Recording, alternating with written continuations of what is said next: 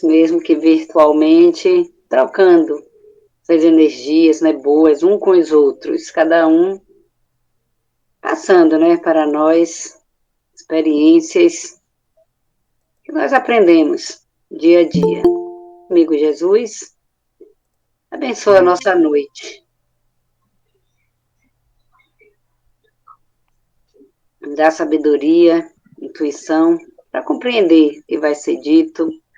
Mais um livro de estudo, mais um livro que abre nossos horizontes para o aprendizado. Compadece, Pai, de nós aqui na Terra,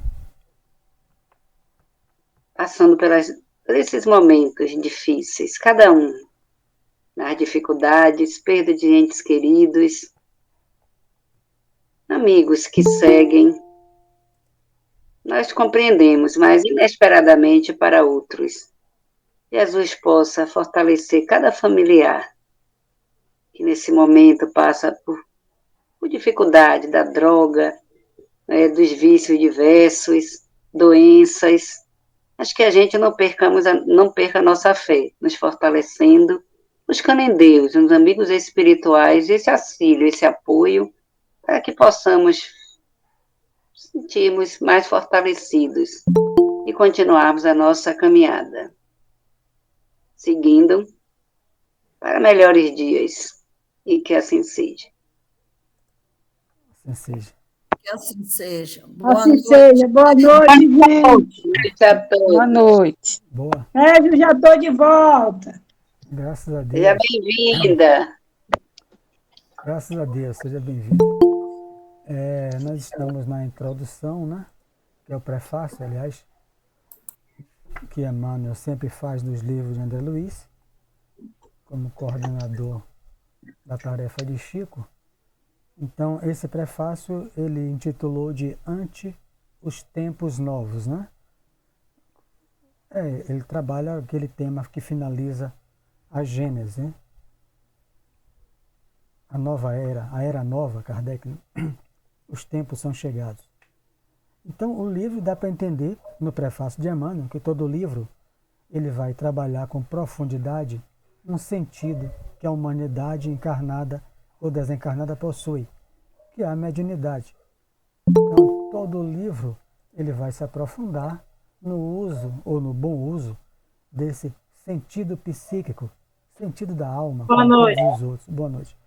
Então, a gente vê que a mediunidade tem fator preponderante para esses tempos novos, como está posto no livro Evangelho segundo o Espiritismo, capítulo 19. O Espírito de Verdade fala sobre somente com a união sincera e fraternal entre encarnados e desencarnados será possível a regeneração planetária. Então, o Espírito de Verdade, o Cristo, né, afirma isso.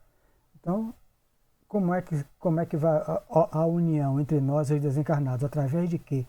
De que sentido? A mediunidade, que será no futuro, como está dito também nos planetas futuros, planeta Terra futuro, ninguém vai precisar mais ir no centro ou comprar um livro ou ir a um médico consolador para conversar com mamãe ou com vovó. Todos nós teremos a intuição. Kardec coloca isso posto bem claro na codificação, os espíritos colocam Kardec. Num planeta elevado, a intuição é de todos. Então, vamos lá. Vamos reler esse trechinho onde paramos, que ao espiritismo cristão cabe, estou relendo esse trecho, cabe atualmente no mundo grandiosa e sublime tarefa. Não basta definir-lhe as características veneráveis de consolador da humanidade. É preciso também revelar-lhe a feição de movimento libertador de consciências e corações. Então ele define, né, uma das funções do Espiritismo na Terra, né, que é o consolador prometido, é óbvio, né? A imortalidade é o nosso grande ferramenta, digamos assim, de consolação. Né? A gente estuda, mesmo aqueles que não frequentam mediúnica, que é o Espiritismo prático, mas pelo estudo, pelo raciocínio, a gente vai se consolando, compreendendo que somos seres imortais. Nós nunca teremos um fim, só um corpo, né? Que ficará na Terra. Mas é também preciso revelar a outra feição do Espiritismo, que eu grifei aqui no meu livro, que é um movimento libertador de consciências e corações.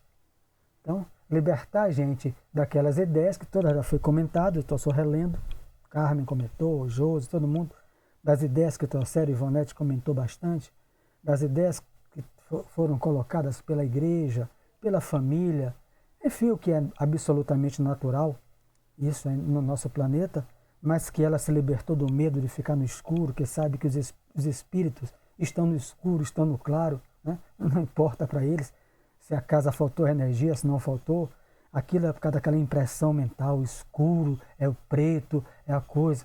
Então, ela se libertou, Carmen, Josi, eu, Tereza, a gente vai se libertando as nossas consciências, os nossos corações, afastando o sentimento de medo, de pavor, de ir para o inferno, de diabo. Então, o espiritismo vai para isso. Ah, mas tem bilhões que não são espíritas. Ainda não acessaram esse conhecimento. Não que eles vão se tornar espíritas, né? Não é essa a proposta. O espiritismo veio para libertar. Eles poderão acessar, como diz o espírito a Kardec, em obras póstumas, acessarão essas informações, mesmo mantendo-se em seus credos, em suas religiões. Quem afirmou também isso foi, de uma maneira diferente, foi o Papa João Paulo II, quando disse na praça que o inferno não existe. Nunca esqueço disso. Ele falou, o inferno é mental. Ele já com aquele mal de Parkinson, né? O inferno não existe. Meu Deus, o Papa está possuído, o Kardec. O inferno é mental.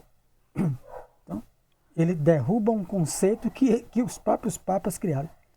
Então vamos lá. A morte física não é o fim. É pura mudança de capítulo no livro da evolução e do aperfeiçoamento. Ao seu influxo, ninguém deve esperar soluções finais e definitivas quando sabemos que 100 anos, ou seja, se eu ficar encarnado 100 anos de atividade no mundo, representa uma fração relativamente curta de tempo para qualquer edificação na vida eterna. Nossa, então aquilo também já foi comentado pelas meninas aí todo. Não espere que ficar numa religião espírita, católico, evangélico, o que for, viveu 100 anos naquela igreja, mas isso não vai me levar ao paraíso, né? Nesse sentido de espírito puro. Não vai. É muito curto tempo para uma edificação de vida eterna, né? De espírito elevado, né? A gente precisa de muitas e muitas encarnações para ir edificando, ou seja, construindo a nossa salvação, que são as virtudes, né? A transformação moral, o auxílio ao próximo, a sabedoria e o amor. Infinito campo de serviço aguarda a dedicação dos trabalhadores da verdade e do bem.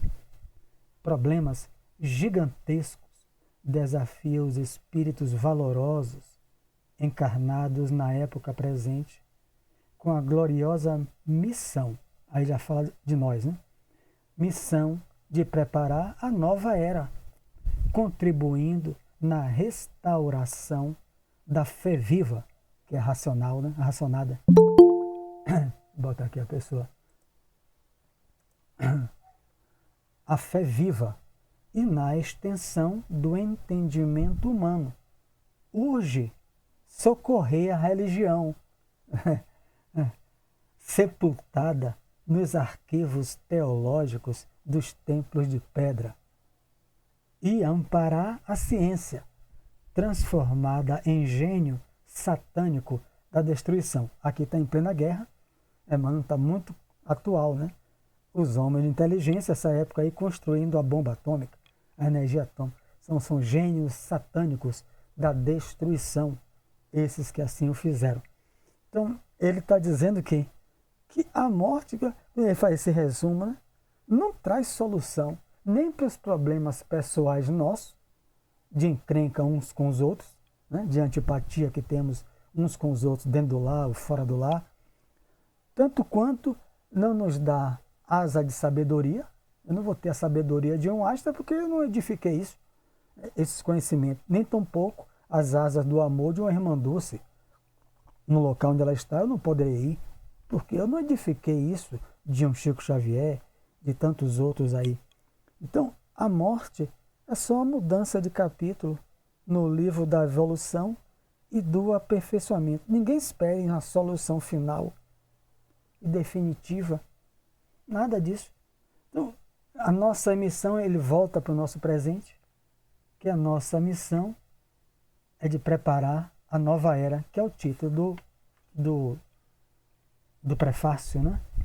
Então, um infinito campo de serviço aguarda todos, não só os espíritos, é por isso que ele coloca, os trabalhadores da verdade e do bem, né? Aqui não tem nada de religião, nada disso. Aos trabalhadores da verdade e do bem. Então, o homem de bem, a mulher de bem, né? São os que estão buscando trazer as verdades. O que não falta é serviço. E estarão contribuindo para preparar esse novo estágio de regeneração do planeta. Nós, particularmente, porque é a nossa tarefa, restauração da fé viva no entendimento humano. Então, isso aqui ficou muito para nós aqui, porque tem a tarefa geral, são os trabalhadores em geral da verdade e do bem no planeta inteiro, mas para nós que escolhemos, né, contribuir por via do Espiritismo, restauração da fé viva. É aquilo que aqueles exemplos que a gente já leu em vários, no outro livro, que a gente já deu aqui vários, né? Então, diante das provas que cada um de nós temos que enfrentar, como nós enfrentamos as nossas provas de ordem da saúde orgânica, emocional, de convivência, de relação e enfim, de relação com o próximo. Então, bem, né? Jô está dizendo, porque eu conversei muito hoje com a nutricionista, 2 horas de conversa. A mulher fala mais do que eu. Eu entrei 1h15, eu saí 3 horas da tarde, porque não tinha ninguém mais lá em Águas Claras. E foi ótimo. Eu perguntando um monte de coisa, ela me respondendo. Então, hoje, socorrer a religião. A religião está cheia de dogmas, Mariane e todos. A religião cheia de pavores, né? Os nossos irmãos aí encarnados. Então, a gente vai lá doutrinar eles? Não, mas é diante do nosso exemplo que a gente vai socorrer isso. Então, qual a postura de uma espírita quando um ente querido desencarna? Ele derrama lágrima, ele tem saudade, né? O que não se espera é que ele tenha desespero, né? Que ele não faça piti, né? Aquelas coisas todas, que ele não entre em depressão, né? Porque Carmen sabe que mamãe, vovó, qualquer parente, o amigo de Carmen, ela tem absoluta certeza, porque em Carmen há uma fé viva, uma fé positiva, uma fé racional, que o parente está vivo. Ah, mas Carmen sente saudade, é natural. Carmen precisa de um espaço para o luto, mas o luto de Carmen não é de roupa preta, né? Não é de ficar aquela coisa, não é de ficar em depressão, não é de ficar em desespero. É aquele viver aquele momento, né? Que é um momento sofrido para qualquer um de nós, pela ausência temporária do nosso ser que amamos. Então, é essa postura, a gente vai começar a socorrer a religião, né? Sem fazer propaganda, eu sou espírita, aquilo outro. Diga, Carmen. Boa noite, gente. Você falou aí, Mário, da questão da cor. E eu me recordo de alguns anos atrás, quando minha mãe desencarnou, e aí passou assim uma média mais ou menos de um mês ou menos, aí encontrei na rua um membro do centro espírita que eu frequento. Aí A pessoa virou para mim e disse assim: tá de vermelho, né? Com sua mãe que morreu. Eu disse: meu Deus do céu, minha mãe. Eu não disse a ela, eu só olhei para a cara dela e achei melhor não responder. Não sabendo ela que minha mãe, no período que já estava à beira do desencarne, minha mãe pediu que todos nós, da família, os filhos, fôssemos de amarelo, amarelão. Aí eu pensei com meus botões. Minha mãe pediu que a gente fosse de amarelo. Que diferença ia fazer se eu fosse de vermelho, de azul, de verde? Ela pediu de amarelo, que era a cor que ela mais gostava. Aí as pessoas estão no centro e me vêm com a dessa. Eu não podia vestir o vestido vermelho, não. Devia estar de preto, né? Certamente. É E é no isso. centro. A pessoa está no É isso. centro. Socorrer a religião. Mariane agora. Boa noite, gente. Boa noite. Eu só mastigando aqui, viu? Os meninos fizeram uns biscoitinhos, só creque-creque aqui nos biscoitinhos. Ai, desculpa, caiu. Quando a gente fala de socorrer, quando ele fala aqui em socorrer a religião, para mim é tão forte, gente. Isso aqui, para cada um, o impacto vem de uma forma. Mas para mim vem porque eu, tabaroinha de Jequié, semi-analfabeta, e não conseguia entender o que era pregado na igreja, não conseguia entender, não conseguia aceitar aquilo como verdade. Então, isso era muito forte, porque na minha família, a vizinhança fazia os cultos, fazia as correntes de oração, e a forma como eles se posicionavam é como se eu não tivesse acesso àquelas palavras, não chegava até a mim quando uma pessoa falava, não estou criticando não, gente, só estou lembrando dos fatos, por isso estou relatando uma passagem. Eu sou a menina dos olhos de Deus. Aquilo confundia tanto minha mente, porque que ela era a querida de Deus, porque ela se vestia de roupa longa, né? Porque ela ficava sempre dentro de casa, sempre com a fisionomia sombria de triste, que tinha que ter aquela fisionomia de triste. Não estou criticando, eu estou falando o meu relato. Então, isso para mim era tão difícil, a minha compreensão. E aí vem a doutrina espírita, quando eu tenho a oportunidade de conhecer, e me esclarece tudo isso, né? Eu percebo que em algum momento eu já tive acesso a esse conhecimento da doutrina espírita, ou esse conhecimento do espiritismo, como queira colocar, que essa fé cega, essa fé que aprisiona, ela já não me conquistava mais, ela não tinha acesso à minha encarnação. Mas como falar disso naquele contexto em que eu vivia, né? Semi-analfabeta, no interior. Imagine você questionar o que o pastor estava falando, quem é Mariane, quem é tu, Naninha, né? Então, não tinha condições para isso. E hoje, qual é a dificuldade que eu tenho? Muita, nesse despertar de consciência, para que essa cobrança ela não fique tão rígida, para que haja um equilíbrio nessa cobrança comigo e compreender a caminhada do outro. Gente, pense que é uma dificuldade que eu tenho muito grande de compreender.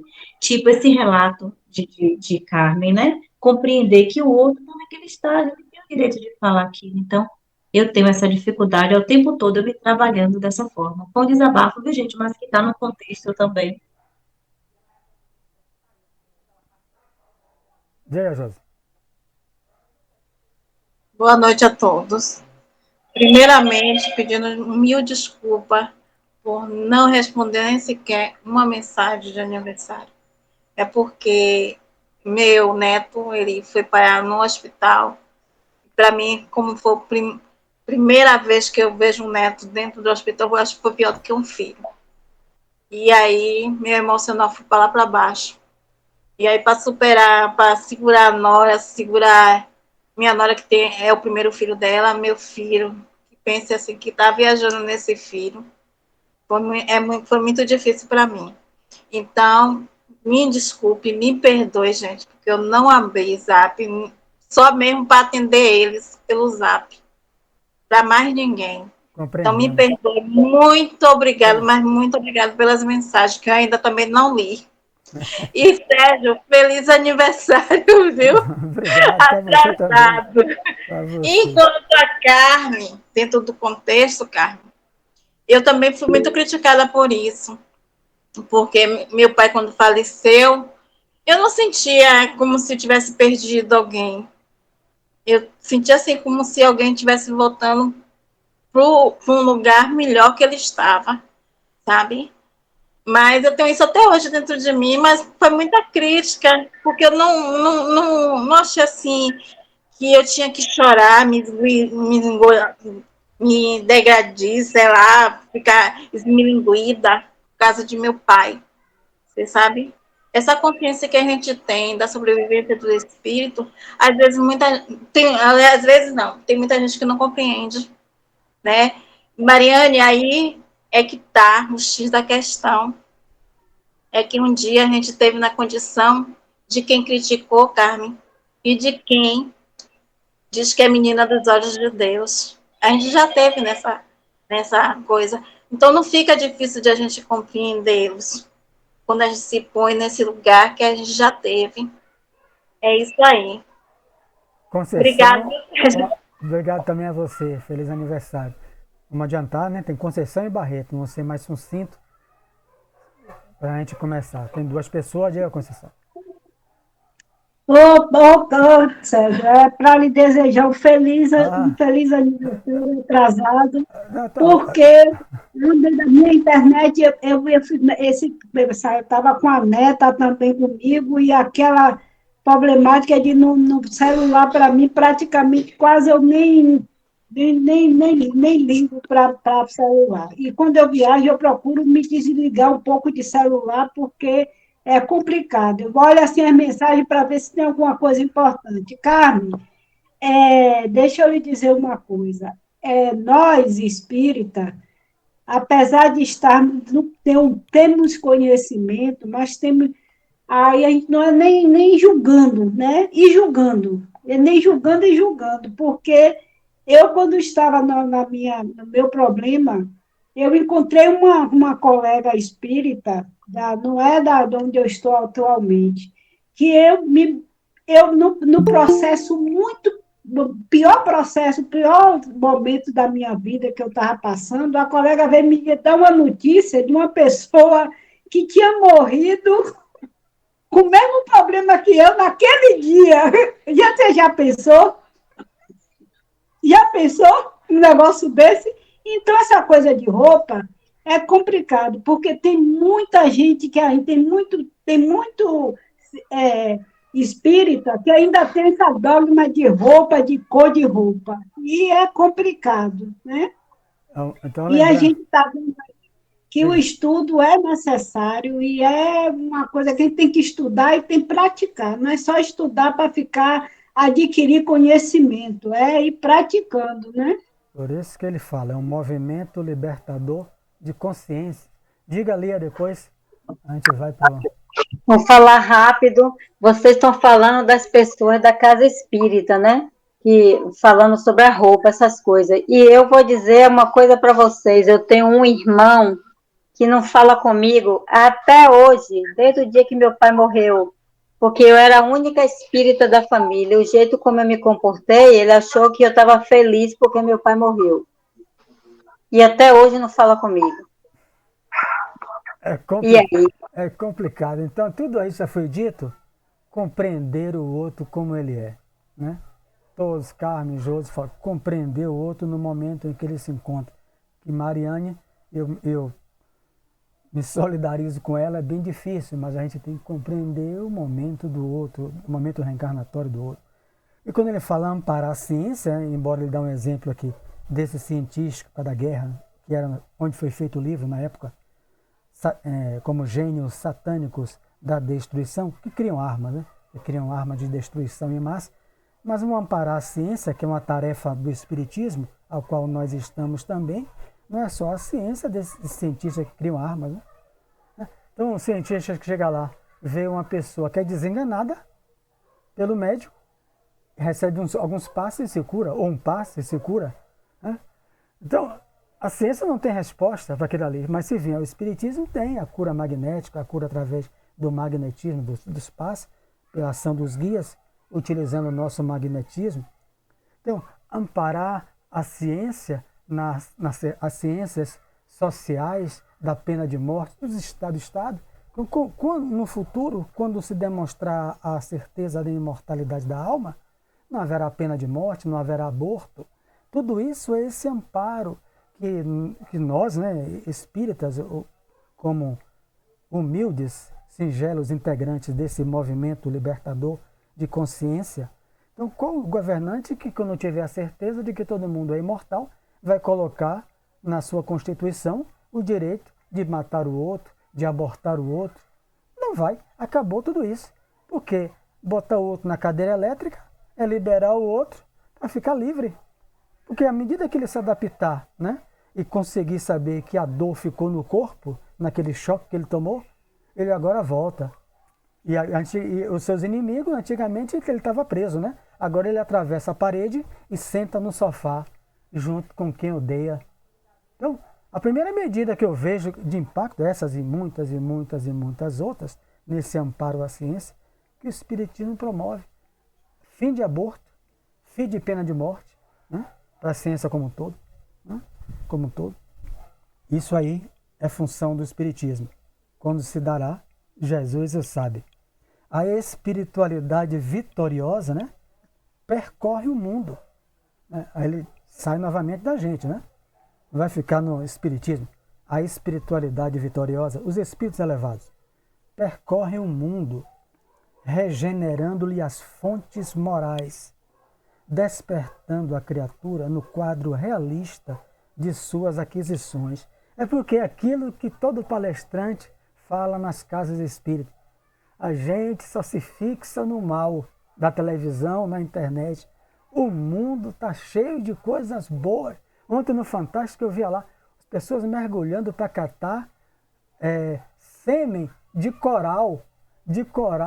O cidadão fica um tempão de noite na água gelada.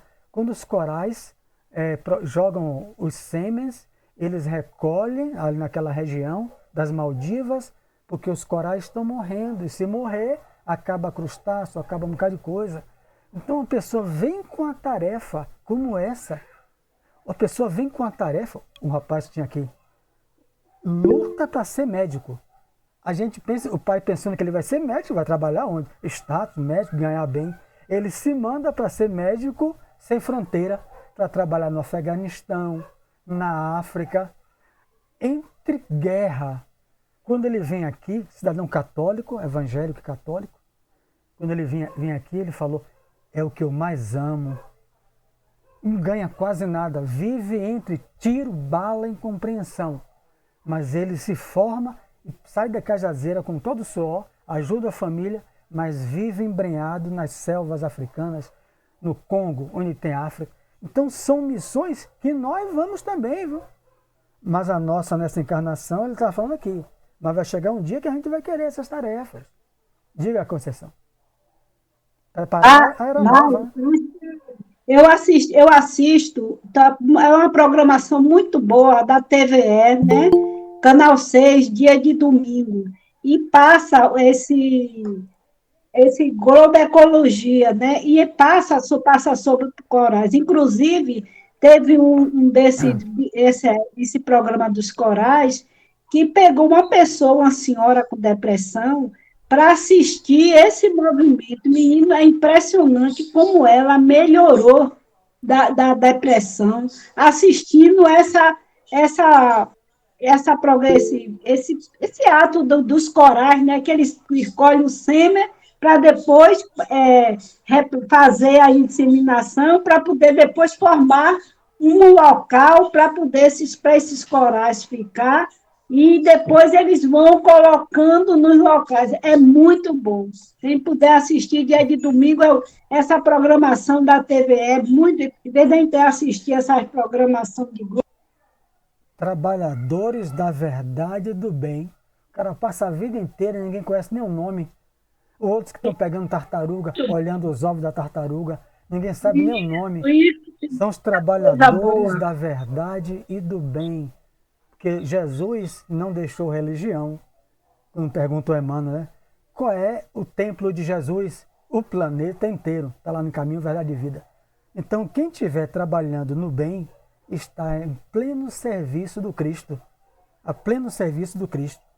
Então, a espiritualidade vitoriosa percorre o mundo, regenerando-lhe as fontes morais, despertando a criatura no quadro realista de suas aquisições.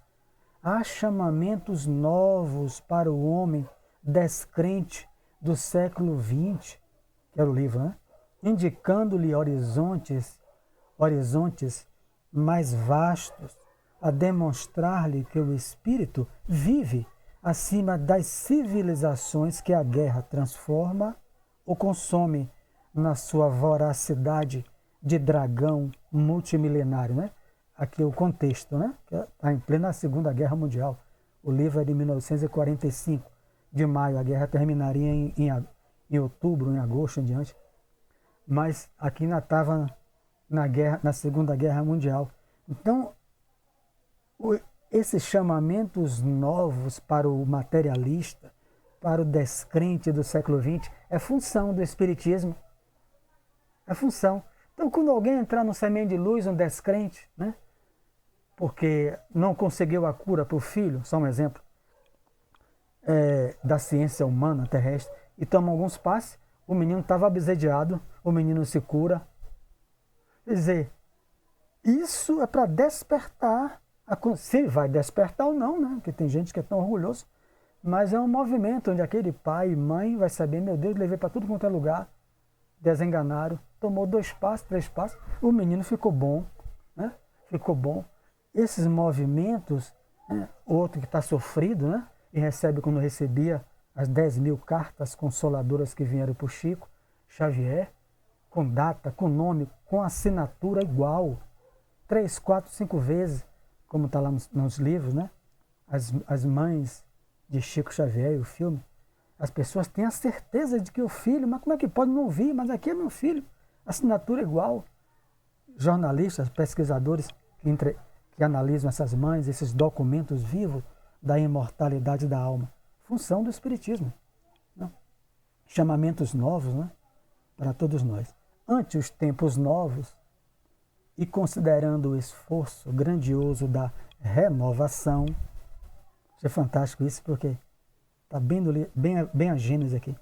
E considerando o esforço grandioso da renovação, requisita-se o concurso de todos os servidores fiéis da verdade e do bem, para que, antes de tudo, vivam a nova fé. Não é só estudar, é aquilo que vocês já falaram.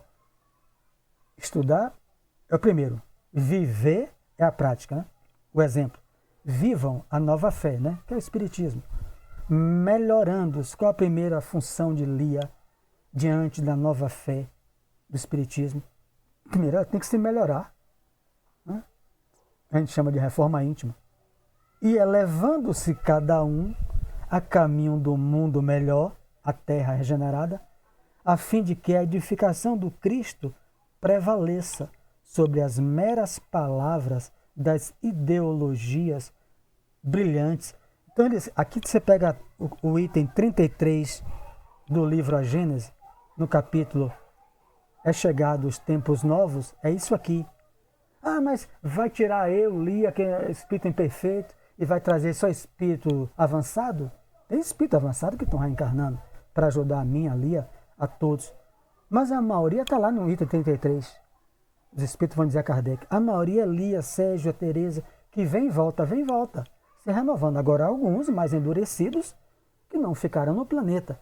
Mas nesse objetivo dessas pessoas que pegam os sêmens que estão lá debaixo da água de madrugada, fria, para que os corais não morram, para que se joga na frente, o Greenpeace, de frente dos navios que caçam baleias, né? E a pessoa se joga na frente do navio para que não joguem arpões na baleia. Esses trabalhadores do bem e da verdade são eles, que ele está dizendo aqui, ó, são eles que vão continuar no planeta, nesse tempo novo, porque eles estão se renovando. Há um esforço grandioso da renovação moral, há um esforço grandioso. Então você acha que aquele cara do Greenpeace está ali à toa? Era o caçador de baleia no Japão e queria utilizar só o óleo da bichinha, né, como afrodisíaco. Chora no mundo espiritual, se arrepende. Claro que há missionários entre eles, né? Mas a maioria é expiação. Chora no mundo espiritual e pede para vir agora, não aceita que ninguém mate a baleia. A outra que vai morar com os macacos na África, as americanas, morar, a pessoa sai todo mundo quer ir para os Estados Unidos, que é o top, ela sai dos Estados Unidos para morar no Congo, proteger os gorilas, viver nas selvas. São os espíritos que querem se renovar do mal que fizeram. Então está se requisitando o conquista de todos os servidores fiéis da verdade e do bem, né? E aí, nós particularmente aqui, para o Espiritismo, vivam a nova fé. Como eu posso viver isso? Me transformando moralmente. Porque me transformando moralmente, eu melhoro as instituições. O planeta não vai ser melhorado a política, vai ser melhorado o SUS, as coisas. Quem vai melhorar sou eu, é Lia. À medida que eu me melhoro, Lia se melhora moralmente, elevando-se moralmente cada um, a gente melhora, edifica o Cristo, melhora as instituições. O Cristo não vai mudar isso com um passo de mágica. Quem tem que se melhorar é a gente, para depois vir para o planeta. Abriram duas, Conceição e Tereza. Ossos. Ontem, né, a reportagem falando da vesícula do boi, não é? Que estão agora, né, que é um valor milionário e leva para a Coreia e lá estão fazendo a medicação para muita coisa. Você assistiu? Assisti. A vesícula do boi, né? Ali o boi já está morto mesmo, né? Pelo menos tiram a vesícula e é mais cara do que ouro, né? Você viu? Eles fazendo medicação e que não está tendo nem às vezes condição, né? Porque o boi estão envelhecendo e os novilhos não estão conseguindo, né? É isso. Envelhecer. Tem que ser boi velho, né? Ali é porque a medicina chinesa, né? A medicina do Japão que usa menos, mas a China está comprando tudo. E a Coreia passando fantástico. Tira as vesículas do boi e aí já estão roubando, né? Chegou no Brasil, o pessoal roubando no meio do caminho, né? Assaltando fazenda, quer levar o boi, celular, televisão, não, quer levar a vesícula do boi, que vale mais do que ouro. Alguém abriu aí, foi o Barreto. Depois Jailson. Jailson, então, Barreto desistiu. Fale, Jailson. Cadê ele? Inclusive, houve uma situação que um colega, né, assassinou o outro por causa dessa vesícula, porque ele conseguiu ficar rico com esse trabalho, né? E é um trabalho, um trabalho muito difícil de encontrar. E quando eles fazem isso, quando encontram, é uma pedra que tem na vesícula. Acho que é uma pedra que tem na vesícula, né? Mas você vê o ser humano. Eu queria falar, não era só isso, não. Eu apaguei até a mão. Esse final de semana, eu passei com minha neta, né? Inclusive até trouxe ela, porque meu filho foi roubado o celular dele, o celular da esposa, e não conseguiu me encontrar, que a gente ia entregar a menina em Santo Amaro. Ele está vindo para aqui amanhã pegar a filha.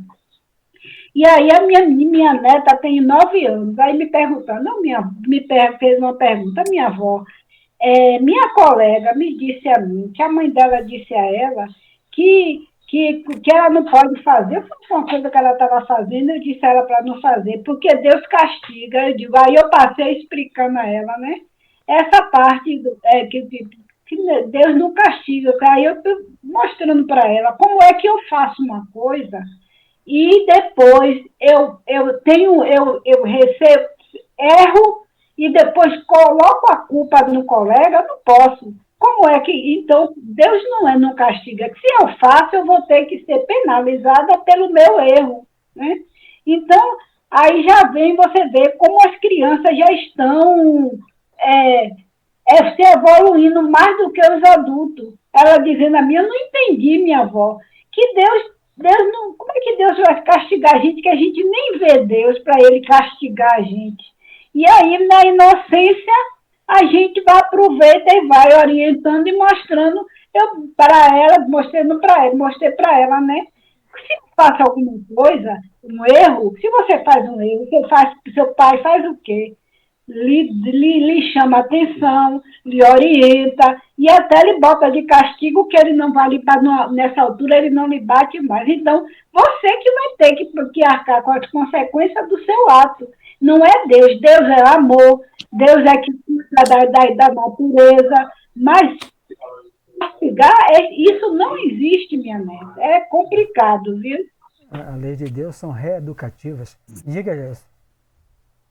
Eu queria falar o seguinte, então, já estou começando a acreditar que meu bisavô falava que ia chegar um tempo que ia sumir o boi, ia sumir vaca, ia sumir tudo. Se a galera já está desse jeito, a previsão é para isso, viu? E a galera, quando descobre onde tem um tesouro vivo... Com certeza. Às vezes, coitado dos bois, coitado dos animais. É isso. Não, isso é antigo. Vamos lá. Na consecução da tarefa superior, congregam-se encarnados e desencarnados de boa vontade, construindo a ponte de luz. Olha como ele define mediunidade, hein? Construindo a ponte de luz através da qual a humanidade transporá o abismo da ignorância e da morte. Então, para conseguir isso aqui, levar a Terra a uma era nova, a tempos novos, mundo de regeneração, né? Eles contam com todos, né? Então ele analisa a humanidade como um todo, de volta e meia ele volta para a gente, né? Aqueles que escolheram a tarefa de viver a nova fé, de contribuir através do Espiritismo. Então, nessa consecução de tarefa superior, todo mundo, quem congrega-se? Encarnados e desencarnados. Todos estão juntos. Os guias, os amigos espirituais, os que estão de boa vontade, né? Estão mobilizados também, incluindo o médico da fronteira, o que está indo buscar o coral, porque ele sabe sem um coral vai acabar. Os que estão para diminuir ou mudar o agrotóxico, que é o agrotóxico mata as abelhas. E se matar as abelhas, não tem mais vida no planeta. Então, tudo isso aí, nós estamos congregados. Então, quando alguém tem aquela ideia e descobre, meu Deus, agrotóxico demais, ou não entendo nisso, né, mas eu vi o dia no Fantástico, se jogar demais nas plantas, as abelhas morrem. As abelhas morrendo, não há mais vida em nenhum lugar do planeta. Isso recebe por esforço pessoal, boa vontade do encarnado, que recebe a intuição do desencarnado, já que estamos congregados através de uma ponte de luz que o livro todo vai estudar, que se chama-se mediunidade, que todo mundo tem. E todo mundo tem. No centro espírita, a gente só utiliza uma face, que é a da comunicação na sala mediúnica. Ela tem 5 ângulos, né? Como está no livro Mediunidade e Sintonia, né? Imã no próprio ser, capacidade imaginativa, força, né? Força, quando a gente ora, a gente está mobilizando a força, o fluido cósmico universal, mamãe, papai, Deus, a quem a gente ora e escuta. Então, 5 ângulos da mediunidade. No centro, é só uma, a capacidade da comunicação. Esse a maioria da humanidade não tem. Só quem escolheu a tarefa de ser médium ostensivo. Mas os outros possuem as 4, todos os encarnados e todos os desencarnados. É um sentido, é uma ponte de intercâmbio. Para que. Então você pega isso para compreender o capítulo 16, que eu já falei. Espírito e verdade. Somente com a união sincera e fraternal entre encarnados e desencarnados será possível a regeneração do planeta. Mas como é que essa união se dá? Pela ponte de luz, pela faculdade mediúnica. Infelizmente, ou infelizmente não, que é o que Deus fez, é neutra a faculdade, né? Eu não quero queimar meu filme com Deus. O que Deus faz é certo. A faculdade mediúnica é um sentido neutro, né? Uns recebem a intuição, porque buscam o mal, recebem por mal. Os que buscam o bem, recebem por bem. É como a visão. Eu olho coisas boas e comento, ou eu olho só coisas más e comento. As mãos eu utilizo para fazer coisas boas ou para matar alguém. é neutro, os 5 sentidos. É por esse motivo, leitor amigo, que André Luiz vem, uma vez mais, ao teu encontro, para dizer-te algo do serviço divino dos missionários da luz. Né? No outro livro é Mensageiros, né? Esclarecendo ainda que o homem é um espírito eterno, né? Habitando temporariamente o templo vivo da carne terrestre, que o perispírito não é um corpo de vaga neblina, e sim organização viva a que se amoldam as células materiais. Né? Então ele está dizendo, né, porque no outro livro ele não se aprofundou sobre perispírito, nada disso. Ele vai começar a se aprofundar, agora doravante. Né? Então, você vê que ele pouco falou de perispírito, que a revelação é gradual. Que a alma, em qualquer parte, recebe segundo as suas criações individuais, né? A cada um segundo as suas obras, que os laços do amor e do ódio nos acompanham em qualquer círculo da vida. Então, não adianta o meu inimigo morrer, se eu continuo odiando ele, eu me manto a ele, porque a faculdade mediúnica tem um aspecto, mano, imã no próprio ser, imã, atrai os semelhantes e repele outros. Então, é por isso que você vê os espíritos, né, na revista Espírita, né, o líder de gangue, de facção, né, na França, quando vai morrendo, ele morreu primeiro, e os comandados dele vai se reunindo. Kardec pergunta, como é que você encontrou eles? Eu não sei.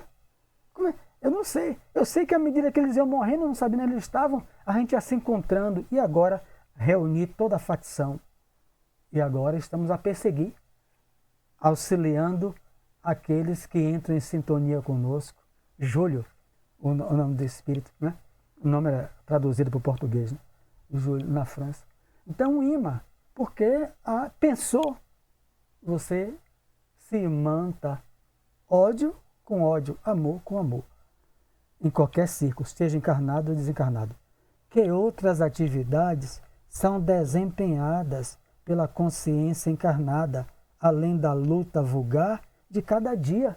Então, Carmen dorme. Carmen, quando está acordada, pensa em comer, trabalhar, estudar, as tarefas de casa, com seus seres afetivos, com sua responsabilidade social como cidadã.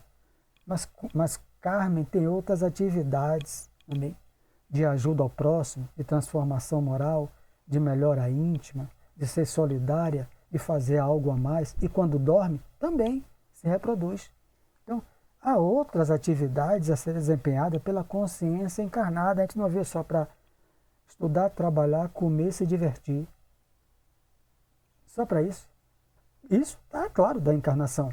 Mas há coisas mais. A caridade é uma delas. Né? A reencarnação é orientada por sublimes ascendentes espirituais, que ele vai se aprofundar no livro, e que, além do sepulcro, a alma continua lutando e aprendendo, aperfeiçoando-se e servindo aos desígnios do Senhor, crescendo sempre para a glória imortal a que o Pai nos destinou. Se a leitura te assombra, se as afirmativas do mensageiro, André Luiz, né, te parecem revolucionárias, recorre à oração e agradece ao Senhor o aprendizado. Porque na época assustava. Agora não assusta, Jailson. Século XXI, o livro é de 1945. Foi a série mais criticada por Chico Xavier pelos espíritas. Os espíritas não aceitavam. Foram uma equipe de 20 médicos, São Paulo, dizer que Chico estava obsediado na lata dele. Tira isso aí. Isso não existe. Isso não tem Kardec falando de cidade, falando disso. Não tem Kardec isso. Né? Evangelização infantil? Não tem Kardec. Não tem. Então, Chico foi altamente criticado pelos espíritas. É por isso que Emmanuel tem que ir para o contexto. Né? Ele está falando para essas pessoas, não está falando para Jailson, século XXI. Né? Jailson não vai se assombrar com isso. Mas as pessoas se assombraram. Tem carro voando? É? Hoje em dia tem carro voando. Mas aquelas pessoas não acreditavam nisso. Tem carro no mundo espiritual voando. Tem isso. Posto de socorro em cima de minha cabeça.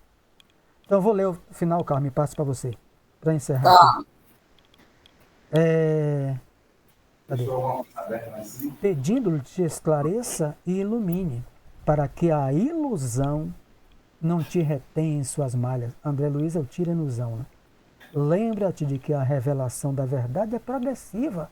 Kardec fala isso. Kardec não fechou o espiritismo, ela é progressiva.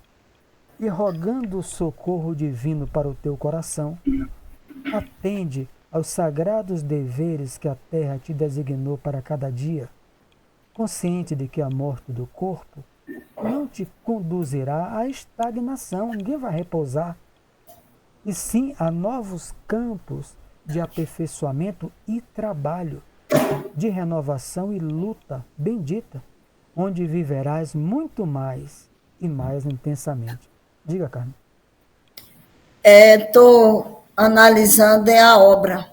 A obra de André Luiz, nesse contexto do pós-guerra, é um alento para a população, porque nesse período, analisando o período histórico mesmo, é um período de desilusão, de profunda tristeza, é um período, quase um período de depressão mesmo, porque a guerra traz esse sentimento de que nada faz sentido. E aí vem essa obra que traz um refrigério para tantas almas sofridas no pós-guerra. E, ao mesmo tempo, que traz esse alento, esse conforto espiritual, traz para muitas pessoas como o novo, que o novo sempre assusta, o desconhecido também acaba sendo criado um empecilho diante do desconhecido. Então, Chico enfrenta o olhar daqueles que acham que aquilo tudo não é possível. E o passar do tempo é que vai provar que tudo o que ele disse é real. Mas essa obra surge em um momento muito importante da história. Muito importante mesmo. É isso. Diga, Conceição. Depois a Jailson. Realmente, Carmen, é uma obra muito importante. É uma pena que você está falando de guerra, mas nós estamos aqui numa verdadeira guerra, minha irmã. Aqui no nosso país, nós estamos numa verdadeira guerra, mas essa obra traz o alento, mas é uma pena porque ainda está assim, engatilhando e poucos têm acesso, né?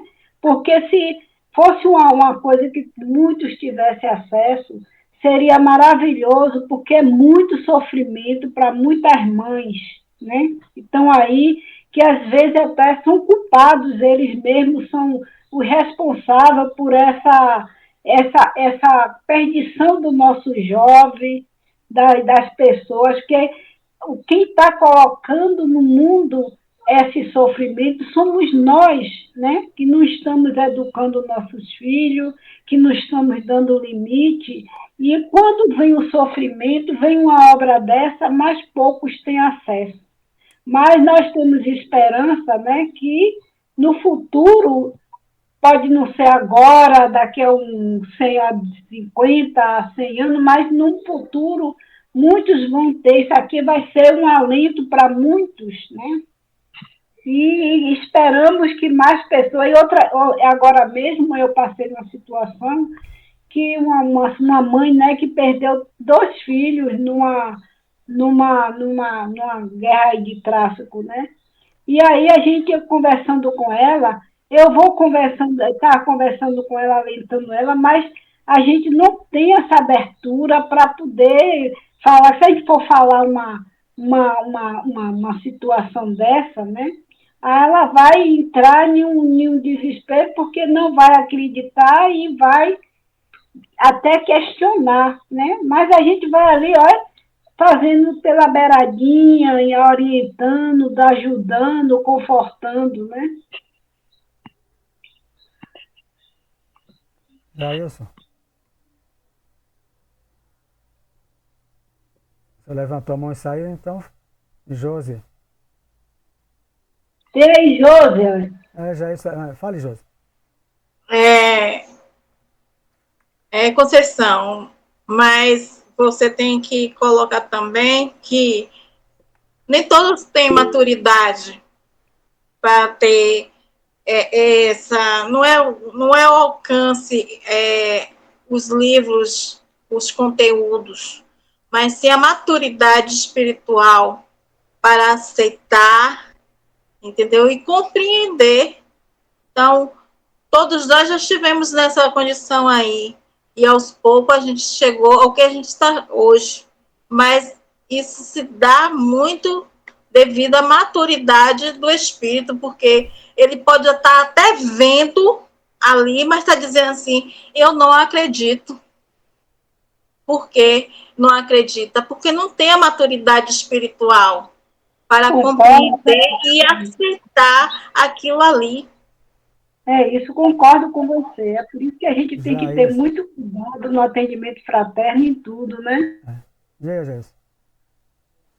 Uma coisa, Sérgio, aí que levantaram aí é a respeito de a gente não acreditar, vamos dizer assim, no movimento espírita, muita gente fala alguma coisa que talvez outros não esteja com aquele grau de conhecimento ou esteja naquele nível, que começa a fazer que nem fizeram com o Chico, dizer que a pessoa está obsidiada, está falando coisa com coisa, está falando coisa que não sabe.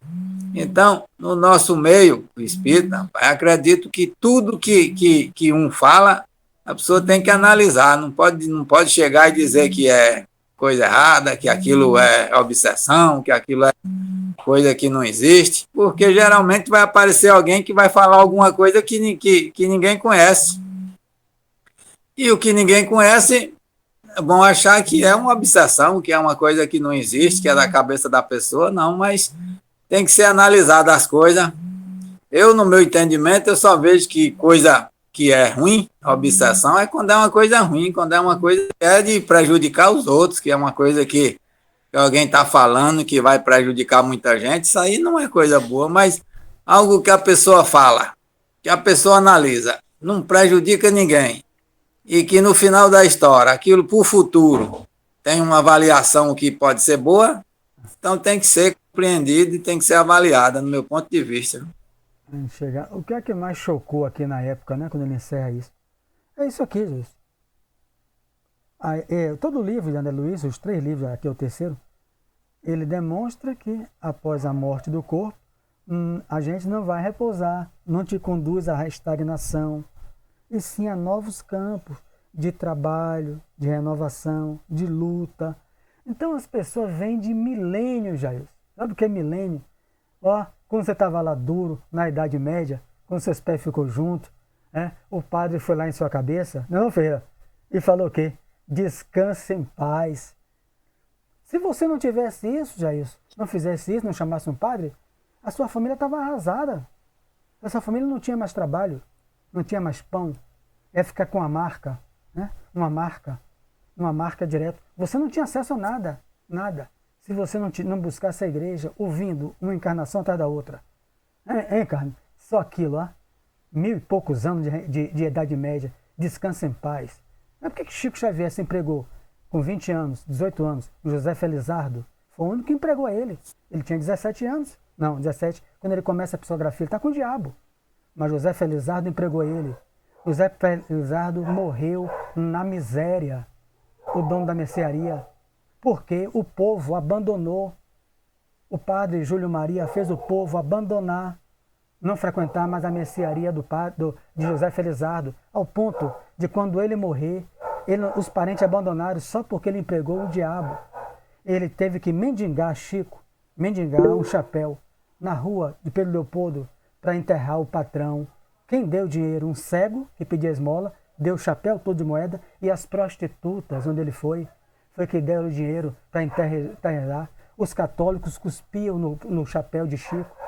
Então, o nosso papel, está lá na biografia de Marcelo Souto Maior, no 2, o nosso papel é de fazer esse desafio, não é de perseguir ninguém, bater boca com ninguém, é de fazer o que Chico fazia, silêncio oração. Então, porque quando chega essas informações, o povo quer dormir.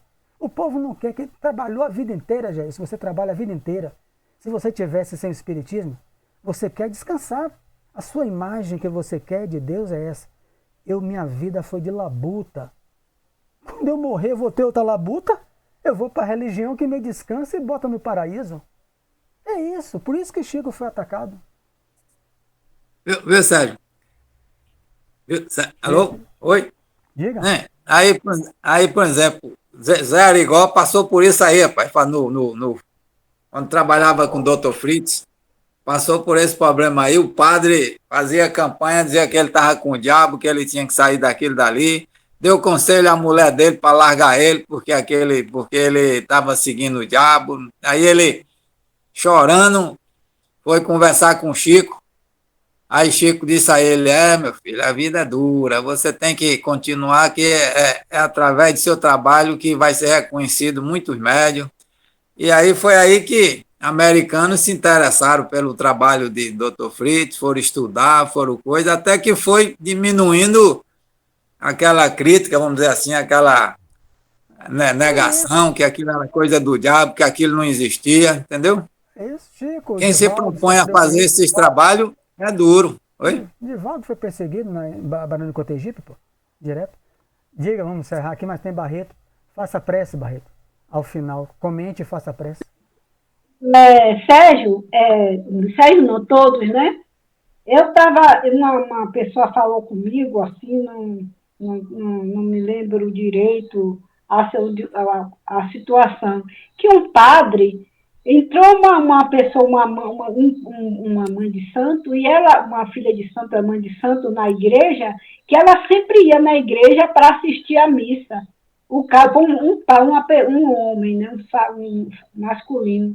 E ele pediu, uma altura dessa, pediu para a pessoa sair, que ele estava atrapalhando a missa dele. A missa, porque ele estava ali na frente, onde ele estava incomodando ele. Numa altura de um campeonato desse, uma pessoa estudada, querer que o outro saia por causa de uma religião, na altura dessa. Né? Então, ainda temos muito estudo, muita união para poder esse povo chegar a um bom senso, que a vida não é só para eles, é para todos, né? E estamos aí, né? Eu vou pedir, já você fala depois, pedir a Barreto para fazer a prece, cada horário também, né? 9h05, aí você comenta o que você quiser, levantou a mão. Faça a prece, Barreto. Depois você comenta, eu escuto você já. Não vou comentar não, só era para continuar a Conceição lá, não foi nada não. Amado Mestre Jesus, espíritos amigos, nesse momento temos que agradecer essa doutrina de esclarecimento para que possamos entender, ajudar, não julgar, mas também perceber os ensinamentos de Jesus e nos esclarecer e aprender que a doutrina é de esclarecimento e que a morte não existe. E que hoje aprendemos mais uma coisa muito importante, que a luta não temos essa certeza que as dores vão acabar, mas temos certeza que estamos aprendendo como lidar com ela, com o aprendizado, o que é que ela é uma medicação nas nossas vidas. E é através dessa medicação que vamos melhorando, vamos crescendo. Gratidão, gratidão, gratidão por tudo. Gratidão por